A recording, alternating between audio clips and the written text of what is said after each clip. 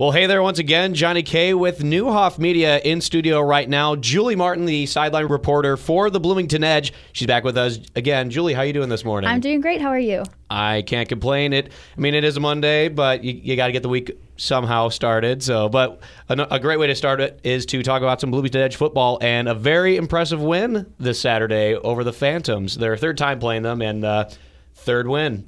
Yeah, it's very exciting. You know, with the Phantoms, with this 3-0 sweep, it really means something to us. A very impressive display from the defense. It was 20-13 at half, and 13's all that the Phantoms got. 38-13 was the final score. Some big defensive plays. Yeah, so let me tell you, we did leave them scoreless in the second half, but this is also the first time that we've held a team under 20 points. So that was just huge for us defensively. We did sign a few new people, actually the Thursday before our game on Saturday, and some of those new people, especially our defensive lineman Marvin Booker, we actually got him from Canada. He was a member of the Winnipeg Blue Bombers, but also played for the Tampa Bay Buccaneers a few years ago.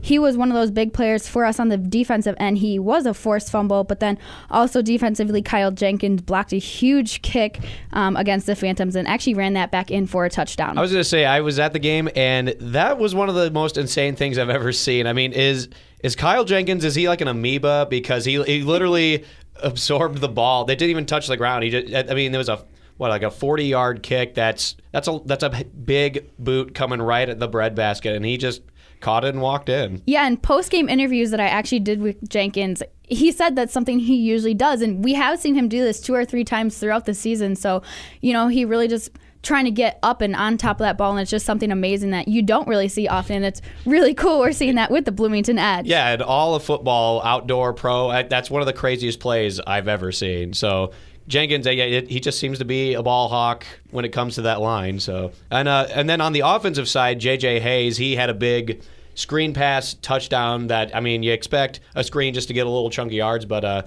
little nifty play he had. Just kind of defensively, too, kind of looking at some of the players who did score, it was almost an all-around game, kind of. It wasn't just one person, J.J. Hayes scoring 2 touchdowns, but also coming from Darylin Dunn, Caleb taking one in himself, and then again on the defensive end, Kyle Jenkins even putting one in there to put some points up on the board. Yeah, Dunn's your workhorse. He's very productive most games. Holbrook, until one tipped pass for an interception, he was very effective the entire game. So good win overall, just like you said. Yes, very proud win for us. So this week you're coming up. You have a bye week. But just because there's not a game, as is Bloomington Edge tradition, you guys are out in the community a lot. So tell us a little bit about what's going on this weekend. Yeah, so this Saturday we're going to be at the Mulberry Elementary School. They're doing a superhero 5K run and walk. So we're going to have some players out there getting involved, although they're not going to be running because it is our bye week and we're trying to get in to the gym and things like that. We're still going to have players out there, interns, kind of interacting with some of the kids. And we have a ton of tickets that we want to be giving away for this coming May when we have some games back home. Yeah, and with coming back home in May, there's a couple games at least, and then, of course, the playoffs that you want to gear up towards. And kind of one big factor with that, when you come back from the bye week, you take on the Ironmen, West Michigan, who you guys have beat once, then they beat you guys, and recently, actually over the weekend, they beat Sioux City, who was undefeated. So you close the gap on them a little bit. But talk about Western Michigan coming up after the bye week. Yeah, so like you said before, we played them earlier in the season. Huge win, 64-20, and then we traveled to West Michigan.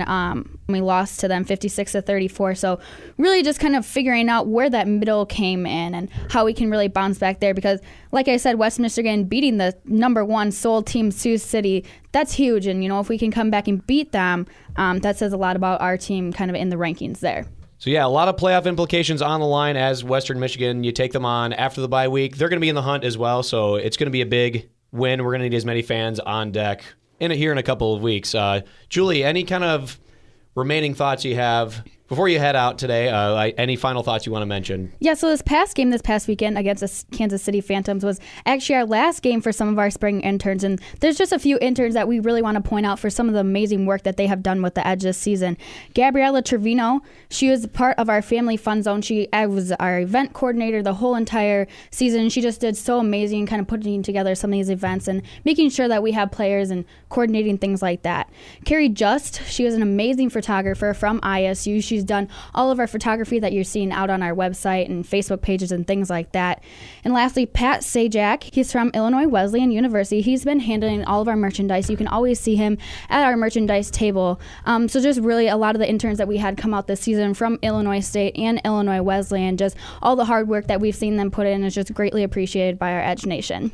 Yeah, it's some of the unsung heroes that a lot goes on with Bloomington Edge games and getting prep in the media and getting games set up. So special thanks to the interns out there for chipping in. And I mean, it's a great experience for them too, obviously. And I hope it boosts their future. And I'm sure it's great to have extra help, extra hands on deck. It really is, like I said, and it's just such a great experience. And overall, it's just been such a fun season. Well, you heard it here from Bloomington Edge sideline reporter Julie Martin. Julie, thanks so much for coming in again. Thank you so much for having me.